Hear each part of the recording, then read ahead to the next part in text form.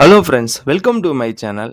நம்ம வீட்ல எக் வச்சு பொரிச்ச ஃபர்ஸ்ட்டு சிக்கு இதுதாங்க. நல்ல குரோத் ஆயிருக்காங்க. இது இப்போதைக்கு பார்க்கும்போது ஃபீமேல் மாரி இருக்கு. இன்னும் கொஞ்ச நாள் ஆச்சுன்னா தெரியும். இது கலர் ஆ மாறுதா இல்லையான்னு சொல்ட்டு. இப்போதைக்கு இது ஃபீமேல் மாரி தான் தெரியுது. பக்கத்துல இருக்கிறது அவருடைய ஃபாதருங்க.